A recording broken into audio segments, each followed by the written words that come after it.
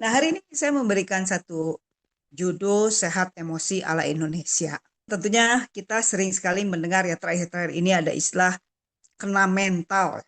Sedikit-sedikit kena mental, terutama anak-anak muda ya. Ketika ada perkataan yang menyinggung, langsung dibilang kena mental katanya ya. Nah, sebenarnya apa itu kena mental? Saya juga masih berupaya sebenarnya mencari definisi yang tepat ya. Apakah kemudian orang tersebut merasa tersinggung begitu sehingga dia marah dan disebut dengan kena mental. Tapi terakhir-terakhir ini memang perkataan kesehatan mental ya itu menjadi cukup populer ya. Jadi setelah COVID ini orang-orang tuh mulai memperhatikan kepada kesehatan mental. Tapi hari ini saya tidak akan berbicara mengenai kesehatan mental ya, karena bicara kesehatan mental berkaitan dengan kejiwaan. Hari ini saya berbicara sedikit menyinggung masalah mental, tetapi nggak mental-mental amat gitu ya. Nah, saya akan berbicara kepada sesuatu yang kita kenal bersama ya, yaitu emosi. Ini juga menjadi pertanyaan sebenarnya. Sebenarnya emosi itu jenis apa ya? Kalau badan kita tahu ya, seperti inilah ya, fisik kita punya jantung, punya lambung, punya paru-paru dan seterusnya. Itu adalah keadaan fisik. Lalu yang tidak terlihat ini, dan rupanya berkaitan erat dengan fisik kita ya. Oleh sebab itu kita seringkali saat ini kan mendengar ya, sedikit-sedikit ini yang real di dalam kehidupan ya. Saat ini saya sebentar-sebentar mendengar orang, oh sakitnya apa? GERD. Sakitnya apa? GERD lagi dan GERD lagi ya. Perkataan GERD itu saya tahu kira-kira tahun 2014. Itu pertama kali saya mendengar kata GERD waktu saya berobat di Singapura. Kemudian dokternya bilang, saya punya penyakit gastroesophagus, ordernya itu disorder begitu kan ya. Itu pertama kali, jadi kurang lebih 11 tahun yang lalu. Setelah itu waktu saya kembali ke Indonesia itu terlalu banyak orang ngomongin masalah GERD. Palingan orang bilang sakit mah begitu ya. Itu yang paling umum. Tapi sekarang itu banyak orang bicara mengenai GERD. Entah kenapa, entah karena penyakit lambung itu diganti dengan GERD, dan GERD ini berkaitan dengan emosi. Biasanya orang yang punya GERD tuh punya anxiety, punya kecemasan, punya ketakutan begitu, sehingga asam lambung berproduksi dan kemudian timbullah GERD. Coba bedanya GERD dengan sakit mah, katanya kalau GERD itu bisa sampai naik ke dada, lalu terengah-engah begitu ya karena sesak dan perutnya sakit sekali. Tapi itu dari mana asalnya? Kebanyakan. Ini menurut para dokter. GERD itu datangnya dari emosi ya. Karena rasa takut apa itu? Emosi ya. Apakah bisa dijelaskan bagaimananya? Kadang kita juga sulit mendefinisikannya ya. Kecemasan apa itu? Emosi, ya kan? Dan itu bisa menjadi penyakit. Dan emosi ini sepertinya jenis apa? Ya kembali tadi, tidak terlihat tapi mempengaruhi badan kita ya. Dan kalau emosi ini tidak diungkapkan dengan sehat, maka dia akan cari jalan keluar. Dan seperti tadi, menjadi sakit ya. Orang bisa sakit GERD, bisa tekanan darah tinggi, ya kan? Nah ini saya mempunyai pengalaman pribadi ya. Saya itu kalau ke dokter, terutama dokter gigi, tekanan darah saya itu bisa naik naik sekali. Karena saya takut sebetulnya.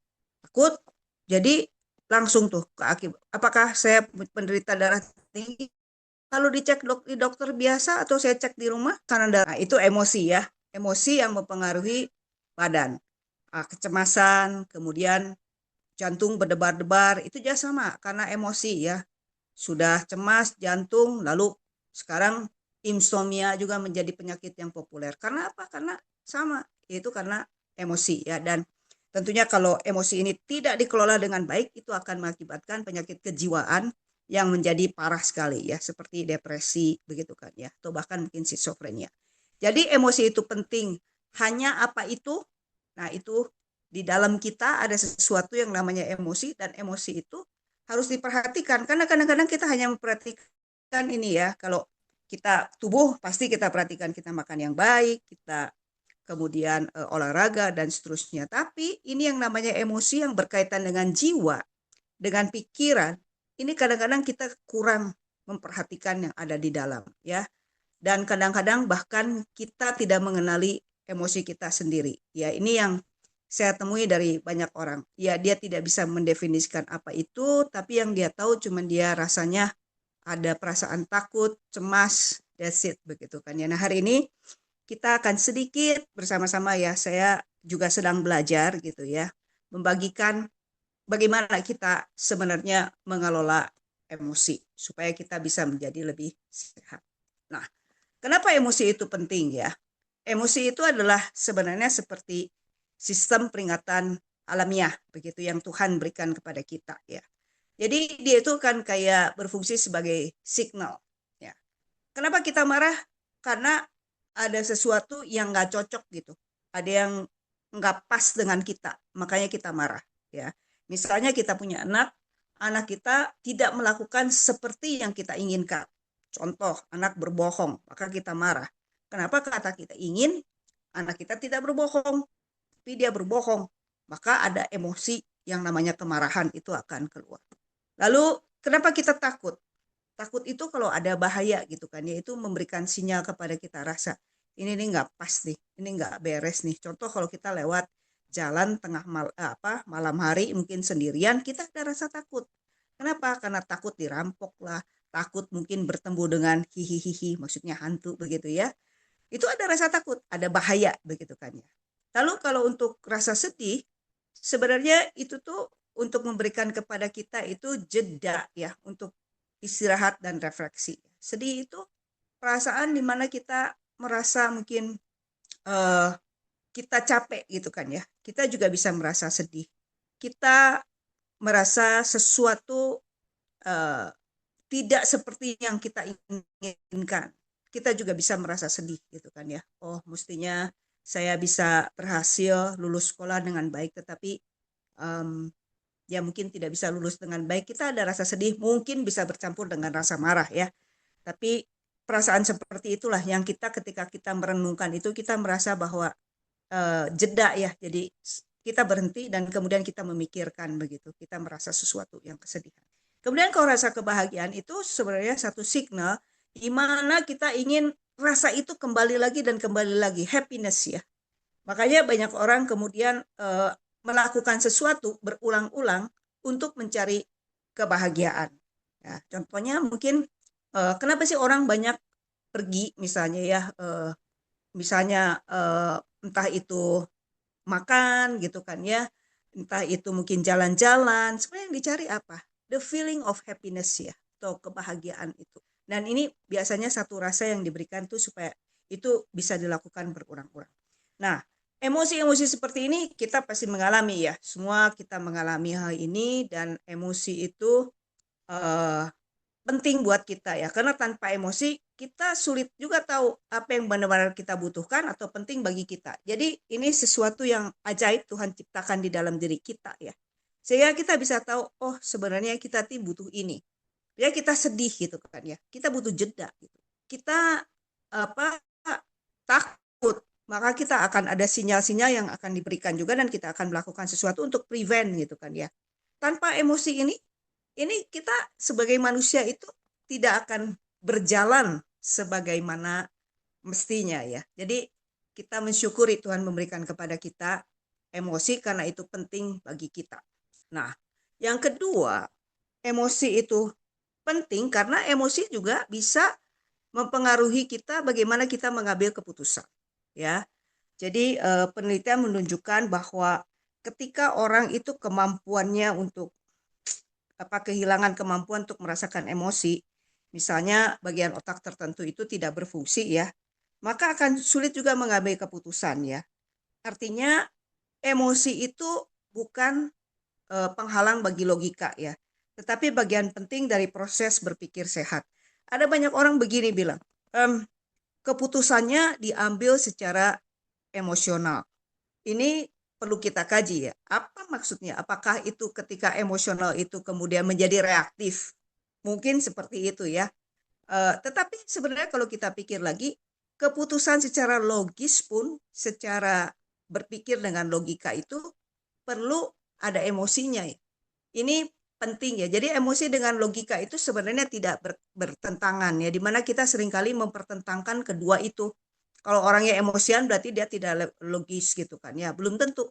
Ya, justru ini tuh bisa menjadi satu sinergi ketika orang bisa mengambil keputusan dengan tepat, itu tuh dia menggunakan emosinya juga sehingga dia bisa mengambil keputusan dengan logika sekaligus dengan menggunakan emosinya. Yang ketiga adalah emosi itu penting. Kenapa? Karena emosi menghubungkan manusia ya. Kita bisa membayangkan ya kalau kita semua tidak mempunyai ekspresi. Semua flat begitu kan ya. Tidak ada tone di dalam berbicara begitu kan ya. Tidak ada senyuman, tidak ada air mata dan tidak ada pelukan begitu kan ya. Flat begitu. Ini semua akan menjadikan hidup itu kering dan juga komunikasi menjadi kering karena kalau orangnya sangat flat mungkin akan menjawab tanpa nada begitu kan ya. Dan kita bisa membayangkan satu situasi yang sangat dry ya. Memang mungkin tidak akan ada pertentangan, tidak akan ada konflik dan sebagainya, tetapi itu tidak menjadikan itu hidup sebagai manusia dan kita bisa terhubung. Biasanya kita sebagai manusia akan menjadi lebih terhubung ya ketika emosinya nyambung. Pernahkah kita bertemu dengan orang merasa kita klik sekali dengan dia? Apanya yang klik? Emosinya yang klik ya. Itu keajaiban daripada emosi ya. Jadi emosi itu bisa menciptakan empati, yaitu kemampuan merasakan apa yang orang lain rasakan. Sehingga kita bisa benar-benar, oh inilah gitu kan ya, kayak botol ketemu tutupnya gitu kan ya, klik. Itu karena tadi ya. Yang berikutnya, emosi itu penting karena emosi membantu kita bertumbuh ya. Kalau kita bisa mengelola dan melihat emosi kita ya. Dan ini yang seringkali kita neglect ya. Kadang kita menganggap, oh kalau ada emosi dari saya itu malah kok jadi buruk gitu kan dia. Kalau saya ada emosi marah, kita itu merasa itu tidak valid. Dan jarang sekali orang bilang bahwa this emotion is valid to me. Sebenarnya itu sah-sah saja. Kita mempunyai emosi dan kita merasakan itu ya. Jadi kalau kita bisa mengenali, ya ini penting sekali. Yang kedua adalah bagaimana kita mengelola emosi, kita akan jadi lebih sadar terhadap diri kita sendiri. Kita bisa tahu, oh ini loh yang membuat saya marah. Dan kita juga bisa lebih bijak di dalam merespon ya. Dan kita bisa lebih kuat di dalam menghadapi stres. Dan inilah yang disebut dengan emotional intelligence. Ini yang sering didiskusikan ya. Emotional intelligence ya, dia kurang intelligence emosinya begitu kan, tapi kita tidak mendefine dengan baik apa itu gitu kan ya. Saya memberikan contoh, ini juga terjadi kepada diri saya hari ini. Mungkin ada beberapa hal yang saya akan berikan contoh sehubungan dari saya pribadi. Jadi ada konflik dan itu membuat saya cukup marah dan marah karena tersinggung begitu kan ya. Nah setelah itu saya memikirkan ulang kenapa saya tersinggung dan kemudian saya mencoba mengenali tombol-tombol bahaya di dalam diri saya. Oh ternyata saya tersinggung kalau ada perkataan misalnya saya itu tidak dipercaya begitu kan ya. Itu membuat saya tersinggung. Kemudian yang kedua, sepertinya ya, tentu ini dari respon pribadi. Yang kedua adalah saya akan sangat marah ternyata kalau orang itu menganggap saya tidak cukup kompeten lah ya. Saya marah di situ kan ya. Itu adalah respon saya, kemarahan saya itu valid buat saya ya. Mungkin tidak untuk orang lain tetapi untuk saya. Itu adalah valid. Dan ketika saya mengenali, oh ini loh yang menyebabkan saya marah ya, saya lebih mengenali diri saya sendiri. Oh ternyata bagian ini adalah, ya boleh dikatakan weaknesses, boleh dikatakan bahwa ini adalah tombol-tombol bahaya. Ketika ada orang mulai menyinggung saya di area itu, saya harus cukup bijaksana merespon ya. Karena kadang-kadang kita ini ketika ada kata-kata sedikit yang bagian itu kita sudah mulai lebih defensif dan konteks keseluruhannya bisa menjadi hilang sehingga responnya tidak menjadi bijaksana ya. Dan selain itu kalau kita tidak bijaksana menanggapi itu kita bisa mengalami stres ya. Nah, jadi ini kita perlu melatih kecerdasan emosi kita. Jadi ketika apa yang terjadi pada diri kita itu jangan didinai atau jangan juga cuma diumbar. Nanti di bagian berikutnya nanti saya akan sharingkan kepada Ibu Bapak semua. Tapi kita lebih baik bagaimana kita kelola supaya itu menjadi tidak destruktif tetapi menjadi konstruktif ya. Nah, berikutnya adalah emosi, ini dia. Mengenai menekan emosi ya. Ada orang tuh suka salah paham ya. Kalau dikira orang tidak menunjukkan emosi, misalnya dia marah tapi tahan-tahan, maka dia adalah orang yang kuat gitu kan ya. Padahal kalau orang menahan emosi itu juga nggak baik ya, karena akan membuat kita jadi tertekan. Orang bisa tiba-tiba sakit kepala, kemudian dia bisa-bisa sakit perut, diare terus karena apa? Karena dia menekan emosi. Seperti tadi di awal, bahwa ketika emosi kita itu kita tahan, ya, kita tidak kelola, maka dia akan cari jalan keluar. Nggak bisa emosi itu kemudian kamu diam-diam aja ya, don't do anything ya. Nggak bisa. Dia tuh akan cari jalan keluar. Entah itu jalan keluarnya lewat badan kita, ya jadi badan kita sakit gitu kan. Mendadak punggungnya sakit. Itu biasanya gejala-gejala psikosomatis. Sakit mah, mual, kasih kepala, ya, tekanan darah naik, jantung berdebar. Nah, itu biasanya karena tekanan emosi. Nah, atau tiba-tiba out of the blue ngamuk-ngamuk gitu kan ya. Itu juga biasa karena ditekan. Ketika ditekan, tekanannya terlalu besar, tidak bisa ditahan, meledak kemana-mana. Ya, dan biasanya orang yang menekan emosi itu kurang kenal dengan dirinya sendiri. Nah, ini satu yang sangat paradoks ya. Kadang kita ingin mengenal orang lain lebih banyak, tetapi kita kurang mengenal diri kita sendiri. Siapa kita, bagaimana kita, apa respon kita, dan bagaimana diri kita ini. Ya, karena itu tadi, kadang kita tidak cukup menyediakan waktu untuk kenal diri. Nah, jadi emosi adalah bahasa hati. Kalau kita bisa mendengarkannya, kita bisa mengenal diri sendiri dan orang lain lebih dalam. Jadi kalau kita bisa mendengarkan ini suara hati kita ya, kita bisa dengar, kita lebih kenal, kita selain kalau kita udah bisa kenal diri kita sendiri, maka kita juga bisa kenal orang lain dengan lebih. Nah, sekarang ini kaitannya dengan orang Indonesia. Tadi kan itu gambaran umum ya mengenai emosi itu seperti apa, kenapa itu penting, dan seterusnya. Nah, sekarang ini kita ini orang Indonesia, ya saya sengaja memberikan judul tadi, sehat emosi ala Indonesia, ala Asia lah ya. Karena sebenarnya kita referensinya itu banyak sekali dari Barat kan ya. Dan kultur dan cara mereka sebenarnya cukup berbeda dengan kita ya. Contoh kecil, kalau orang barat itu ya ngomong ya belak-belakan saja gitu kan, ya to the point gitu kan, tek tek tek tek ngomong gitu kan. Tapi orang Indonesia dikasih kayak begitu juga tidak bisa karena kita memang dilahirkan di dalam budaya yang berbeda. Jadi bukan masalah benar atau salah, siapa yang lebih baik atau tidak lebih baik. Menurut saya karena kita memang kulturnya berbeda. Dan kalau kita bisa mengenal kultur, bisa mengenal di mana kita terbiasa begitu kan ya. Ini menjadi penting untuk kita pahami dan kita lihat ya di lingkungan kita di Indonesia ya. Nah, di Indonesia ini cenderung orang Indonesia itu menyembunyikan emosi ya.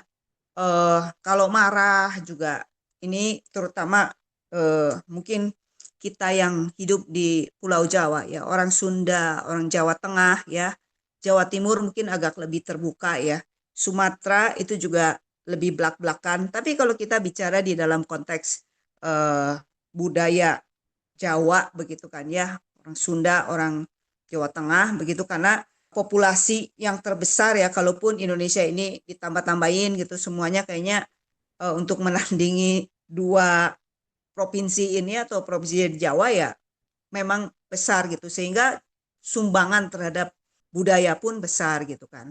Nah, di kita ini kita mengenal ada yang namanya budaya rukun sama harmoni sosial ya kan. Mangan orang mangan ngumpul gitu kan ya. Jadi makan tidak makan kumpul itu kan ya pokoknya kita kumpul gitu, kita rukun gitu kan ya. Jadi nilai budaya kita ini penting tuh damai. Jangan ada yang tersinggung. Saya suka kan orang tua kita itu ngomongin kita, kamu jangan buat orang tersinggung gitu kan ya. Oleh sebab itu ketika kita mau mengekspresikan kita punya kemarahan, kekecewaan dan jujur itu kok jadi kayak ganggu gitu kan. Ya. Jadi kebanyakan orang akan pilih diam atau ngomong di belakang ya. Senyum ya atau ya sudahlah terima saja ya supaya hubungannya tetap rukun padahal di dalamnya itu penuh dengan emosi, penuh dengan rasa tersinggungan. Ini bahayanya tadi seperti saya bilang. Kalau tadi dipendam ya bisa meledak ya. Tapi sekali lagi ini adalah konteks kita ya.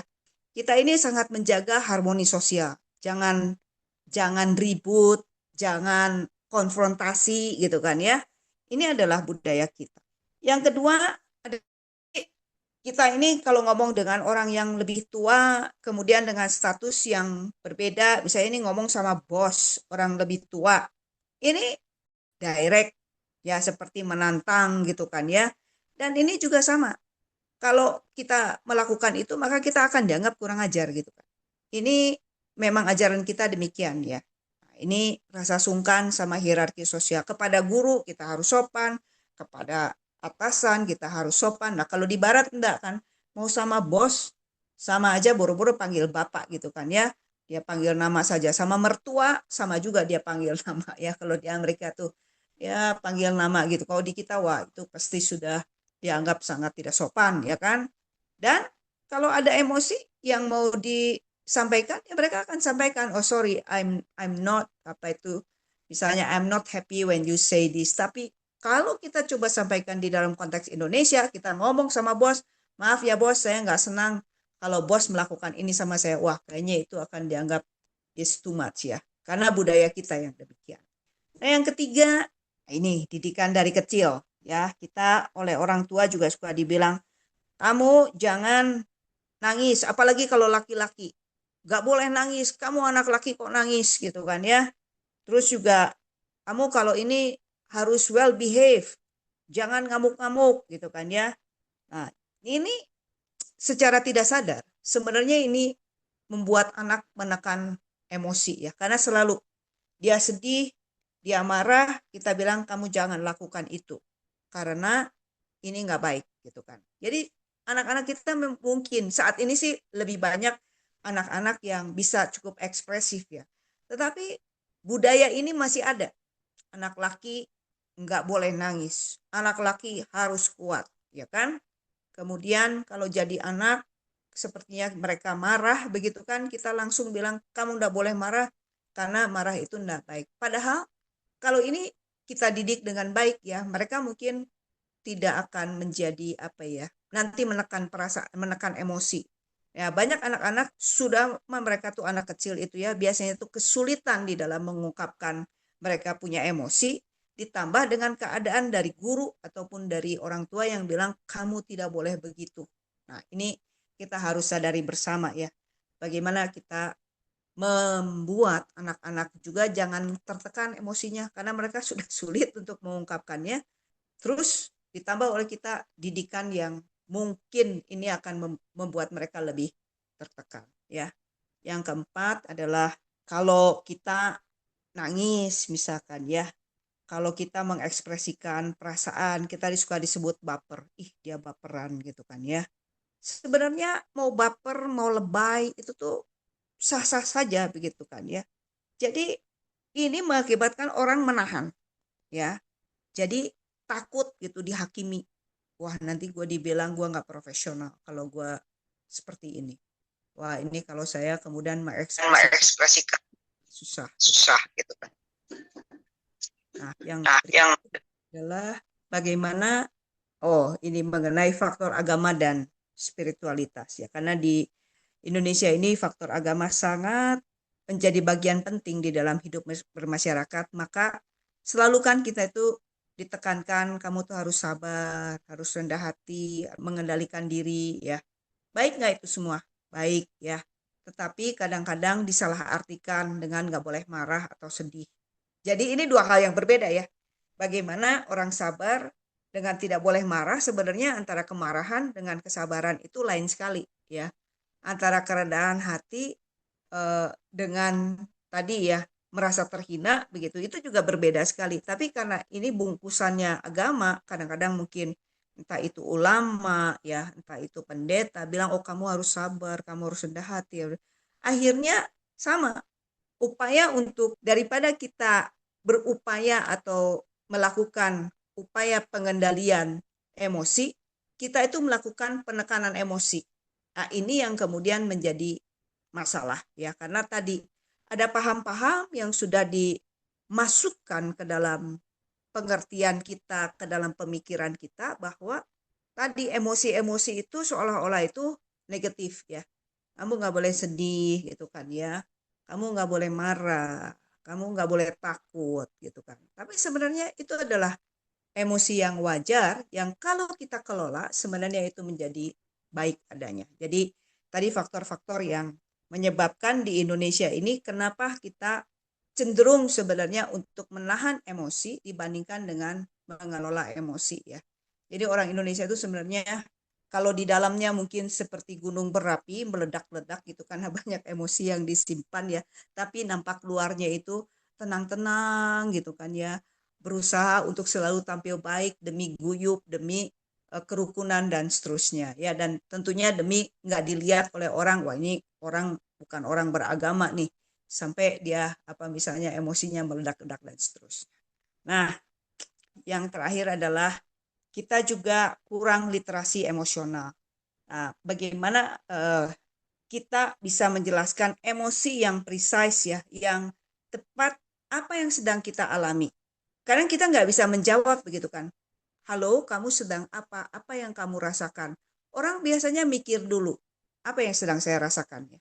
Nah, kita ini kekurangan vocabulary. Kalau bahasa Inggris itu kan ada kata nervous, worried gitu kan ya. Untuk menjelaskan emosi-emosi itu cukup banyak.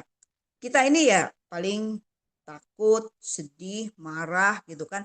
Bahasa Inggris marah saja bisa dibagi ya, angry sama furious gitu kan ya. Nah, itu sudah ada penekanan, kalau furious itu udah apa ya, very very angry misalnya. Tapi kita ini ada kemiskinan vocabulary sekaligus literasi gitu mengenai emosi ya. Sehingga kadang untuk mengungkapkannya kita menjadi cukup sulit ya. Dan tentunya jika demikian adanya, kita itu bukannya nggak mau mungkin mengungkapkan, tetapi kita juga tidak tahu caranya bagaimana ya. Oke, nah kesimpulannya orang Indonesia bukan tidak punya emosi, tetapi mereka menyembunyikannya untuk menjaga hubungan sosial dan citra diri ya. Itu berakar dari budaya rukun, rasa sungkan, dan cara didik yang menekankan kesopanan. Ini bukan sesuatu juga yang buruk ya, tetapi sekarang marilah kita sebagai orang Indonesia, bagaimana sekarang kita buat diri kita itu tetap di dalam keindonesiaan kita, sekaligus kita bisa mempunyai pengelolaan emosi yang baik. Nah, jadi ini sekarang bagaimana ini manusia Indonesia yang sehat emosi ya. Nah, penting bagi kita untuk mulai mengenali emosi sendiri ya. Orang yang sehat emosi bukan berarti tidak marah atau tidak sedih, tetapi tahu kapan dan kenapa dia merasakannya. Ya, jadi ini ya. Bagaimana kita melatihnya? Nah, ini kita harus punya waktu untuk diri kita sendiri. Bukan cuma kita waktu ke gym, kita punya waktu untuk diri kita sendiri, bukan waktu kita pergi misalnya me time begitu ya, dengan mungkin ada sebagian pergi ke salon, pergi apa ya, melakukan hal-hal yang menyenangkan, tetapi bagaimana kita terkoneksi kepada diri kita sendiri adalah dengan bertanya, saya ini lagi merasa apa ya? Apakah ada yang membuat aku terganggu gitu kan? Mungkin bisa dilakukan dengan bahasa yang lebih spesifik ya. Bukan cuma aku nggak enaknya kenapa? Aku kecewa, kecewa karena apa? Aku cemas, cemasnya mengenai apa? Aku tersinggung, tersinggung sama siapa gitu kan? Atau apa yang menyinggungmu?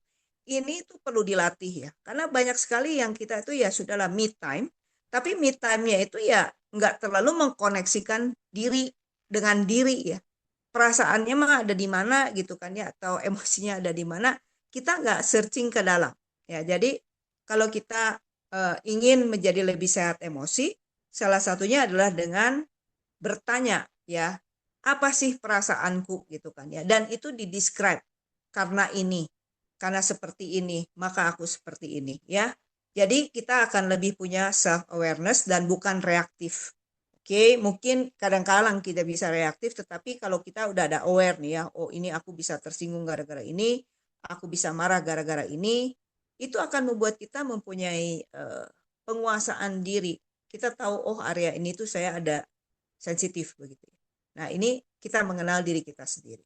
Yang kedua adalah kita belajar untuk mengekspresikan emosi dengan cara sopan tapi jujur. Karena ya orang Indonesia ya mesti tadi sopan gitu kan ya. Nah, kita nggak bisa ini kita jadi vokal kayak orang bule kan ya, langsung saja ya. Contoh ya, kita daripada kita diam dan memendam ya, dan ini perlu kadang-kadang kan waktu kita marah itu memang kita susah yang ngomong dengan tenang.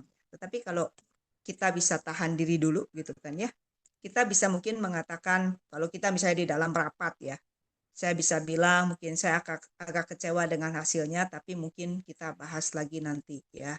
Nah ini nih kita lagi marah misalnya ya, udah mau ngomong nih hal-hal yang tidak terlalu nggak enak, tapi kita mungkin bisa takes time dulu, jeda ya, dengan saya butuh waktu sebentar supaya saya bisa menenangkan diri. Nanti kita kembali misalnya ke dalam pembicaraan itu ya dengan keadaan yang lebih tenang.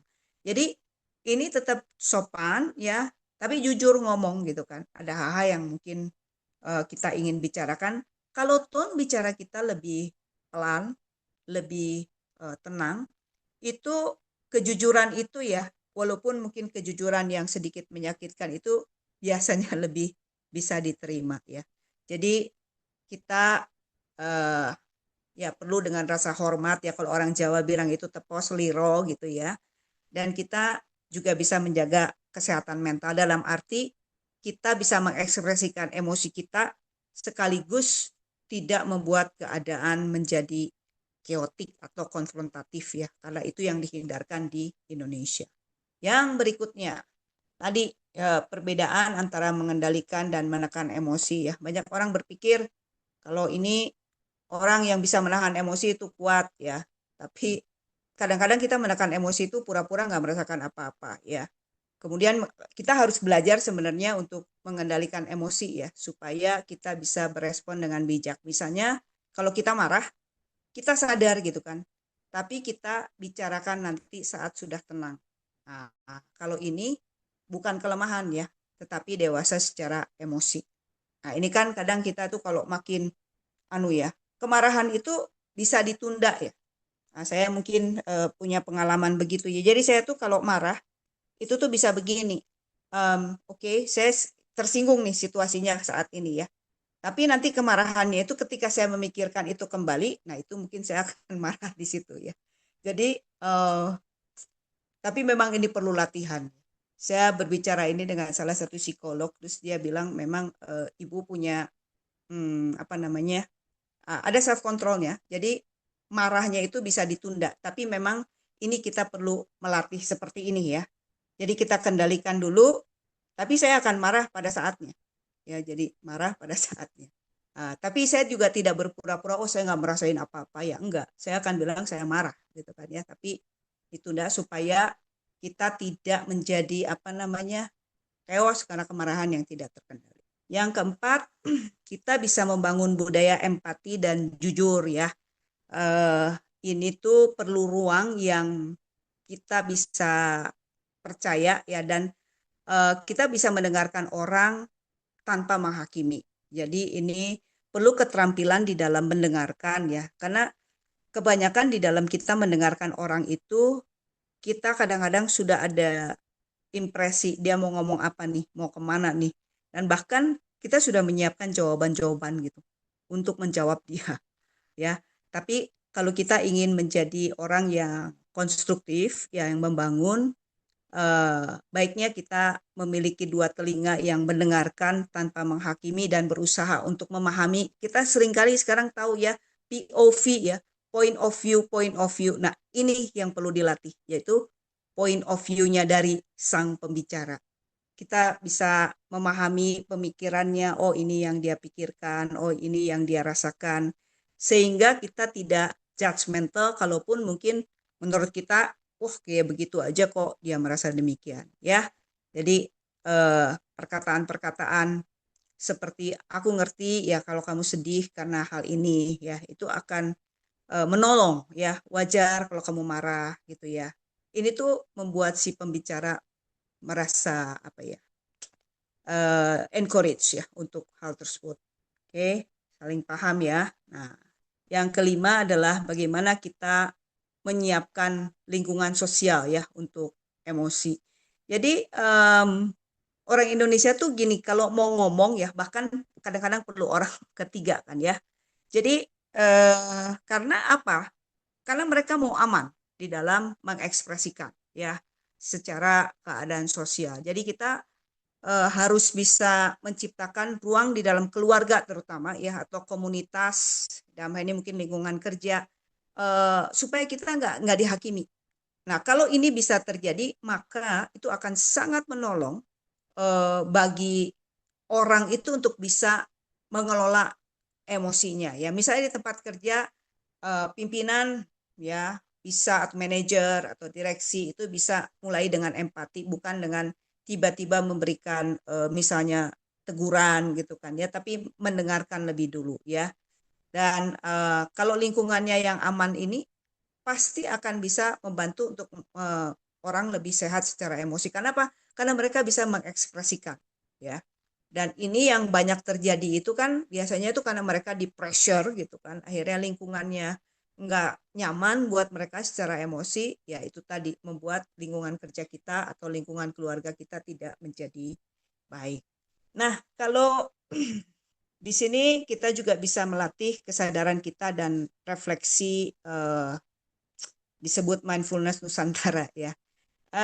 Kita nggak usah harus meditasi kayak luar negeri ya. Jadi maksudnya gini, kalau di luar negeri kan itu yang mesti lotus shape begitu kan ya. Kemudian kita apa dengan pose-pose tertentu ya. Tetapi kita bisa dengan dalam budaya Jawa itu ada yang namanya tapa berata ya. Diam sebenarnya dan bagaimana kita menenangkan diri dengan kesadaran. Nah, di rekan-rekan kita orang Katolik itu mempunyai yang namanya doa eksamen, di mana mereka itu berdiam diri biasanya di malam hari, begitu kan, untuk melihat semua yang terjadi di dalam hari itu. Lalu untuk hal-hal yang baik mereka akan bersyukur dan untuk hal-hal yang kurang baik mereka minta ampun kepada Tuhan, gitu kan ya. Ada yang namanya doa eksamen. Eh, ini juga sama bisa kita lakukan ya di dalam bentuk doa atau merenung sebelum bereaksi ya. Kemudian juga menulis jurnal perasaan. Ini akan menolong kita melihat ya kita ini mempunyai kesadaran dalam keheningan. Jadi saat hening itu diperlukan oleh diri kita ya. Saat ini kita sangat bising dengan keadaan informasi yang begitu banyak ya. Kita juga over stimulate by TikTok, by YouTube, by lots of information gitu kan ya. Akhirnya kita tidak mempunyai waktu untuk tenang, hening, berbicara kepada diri kita sendiri, menyadari yang terjadi, dan tadi menenangkan diri dengan kesadaran. Itu penting sekali ya. Nah kalau itu bisa kita lakukan, ini mungkin bisa menolong kita di dalam kita menjaga keseimbangan ya emosi kita. Terakhir adalah sehat emosi adalah keseimbangan antara rasa dan tata krama untuk orang Indonesia ya. Jadi orang Indonesia itu punya filosofi yang mendalam, yaitu ngerti rasa, jaga rasa, dan ngolah rasa.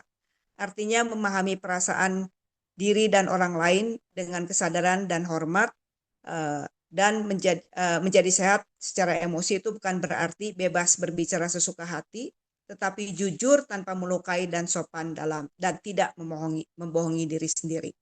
Um, ya, itu kita ya, kita orang Indonesia, kita tetap harus jujur ya, dan kita juga uh, bisa sopan tanpa kita harus bohong dan menutupi perasaan kita. uh, Manusia Indonesia yang sehat emosi ialah yang mampu merasakan dengan jujur, mengungkapkan dengan bijak, dan menghormati dengan hati.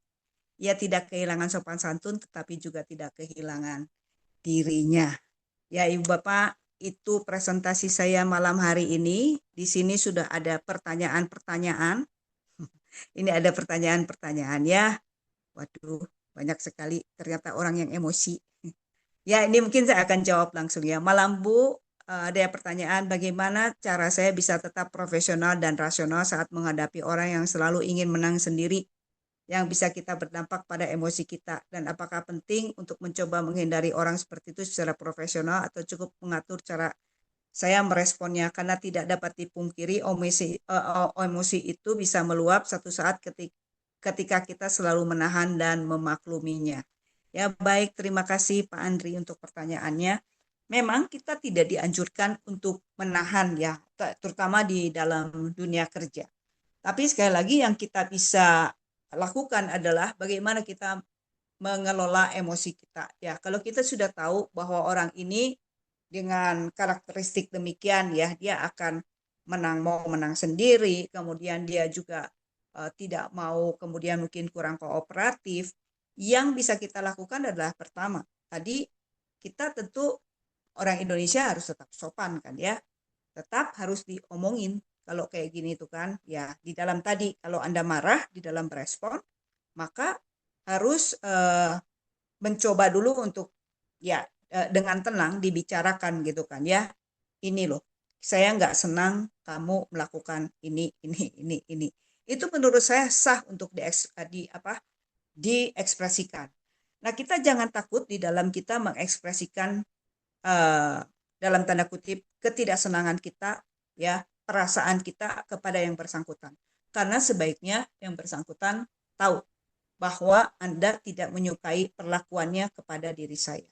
Jadi walaupun tadi di dalam presentasi saya tidak terlalu menyebutkan bagaimana kita harus terbuka ya.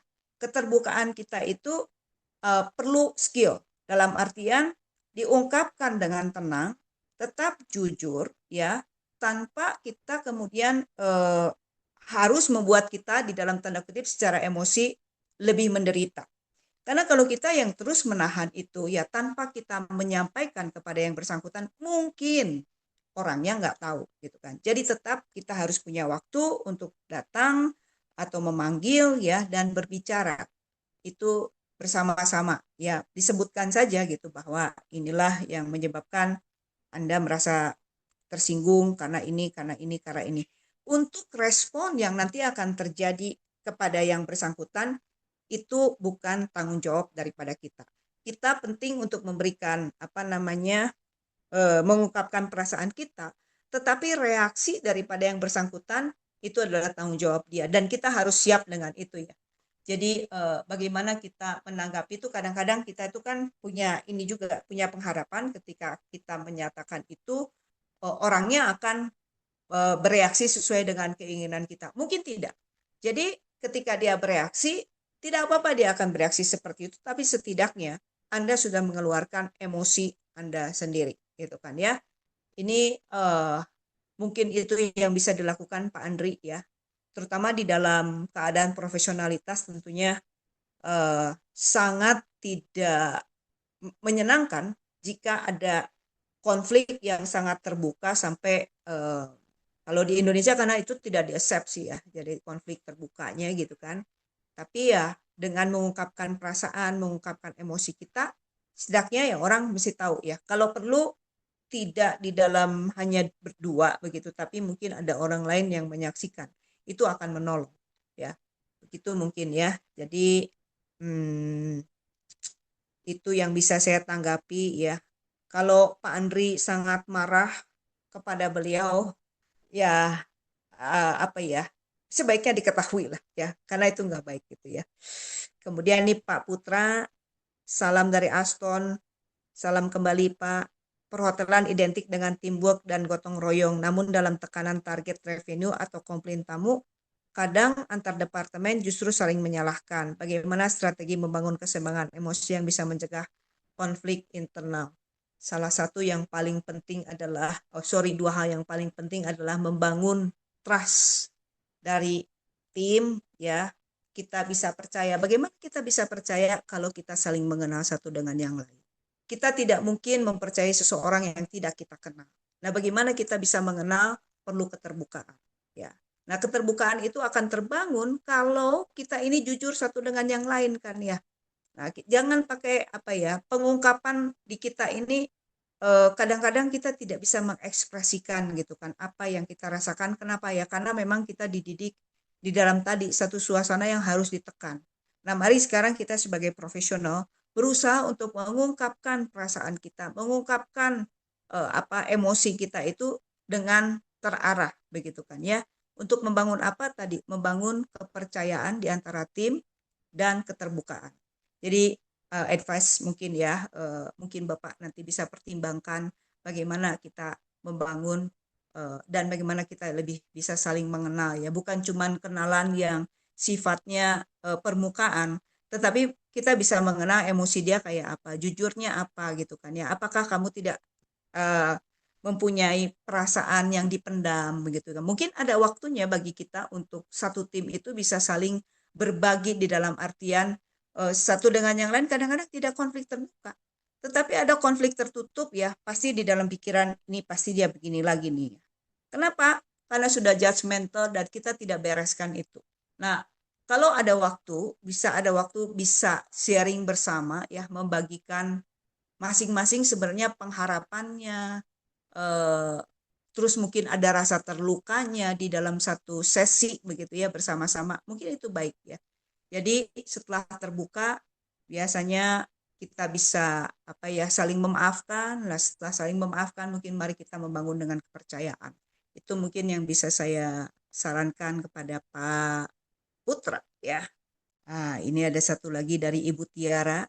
Bagaimana mengelola emosi saat menghadapi orang NPD?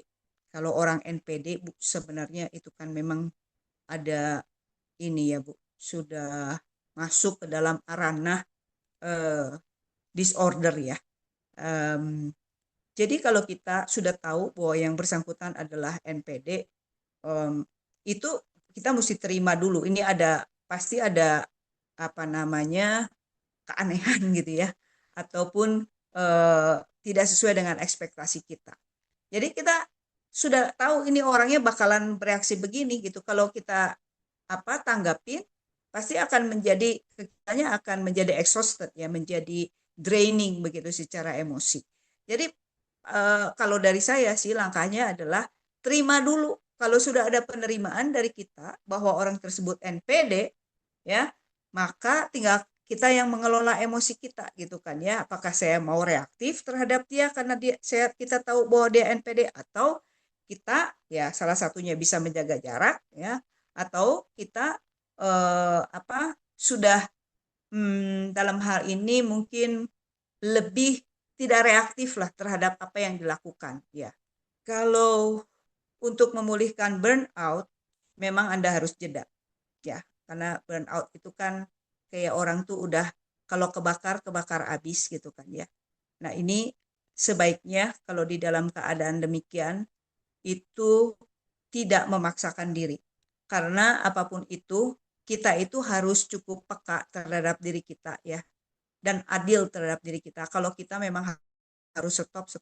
Banyak orang kemudian memaksakan diri, tapi yang berakibat daripada ketika kita sudah merasakan burnout ya, misalnya kelelahan berkepanjangan, kemudian kita sudah emosinya numbness ya, apa itu perasaannya menjadi tumpul dan seterusnya, itu tidak bisa kita bilang boleh nggak kita nggak stop, you have to stop ya. Itu akan sangat berhenti sejenak ya, mengambil waktu ya untuk kemudian ya berbicara dengan diri sendiri, itu yang paling penting, mengenali emosi kita ya, baru setelah itu mungkin bisa move forward ya. Kalau jalan lainnya saya belum menemukan Ibu Tiara ya. eh, itu adalah bagaimana kita terkoneksi dengan diri kita sendiri. Karena dan setelah itu tentu harus bisa memilih prioritas gitu kan ya, menentukan skalanya, mana yang tidak penting. Karena biasanya burnout itu terjadi karena kita over ya di dalam menampung segala sesuatu ya. Kita ini macam-macam, termasuk absorb emosi orang. Dan ini yang harus kita aware gitu ya, bahwa kita ini mengabsorb, kadang-kadang nih orang semua bagaimana kita absorb gitu kan, tapi kita nggak tahu bagaimana buangnya, akhirnya menumpuk di dalam diri kita, lalu sampai kitanya menjadi kelelahan secara emosi. Nah barangkali nanti saya mudah-mudahan saya sudah apa ya bisa berbagi. Sebenarnya hari ini saya mau berbagi mengenai burnout, tapi tidak jadi ya. Nanti mungkin ada sesi yang akan saya bagikan mengenai burnout. Tapi saran saya saat ini adalah stop ya, you have to talk to yourself ya. Berbicaralah kepada diri Anda sendiri, dan mungkin Anda perlu support system yang untuk membantu Anda. nggak bisa lagi kita bilang, oh kalau gitu saya mau tetap di dalam keadaan yang sama.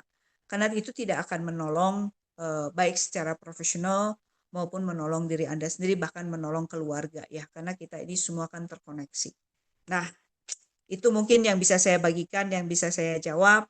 Saya berharap ini bisa menjadi bagian dari diri kita yang bisa kita praktekkan, terutama bagaimana kita bisa terkoneksi terhadap diri kita. Terima kasih. Terima kasih banyak ya Ibu Bapak sudah bersama berbagi dan belajar pada malam hari ini ya.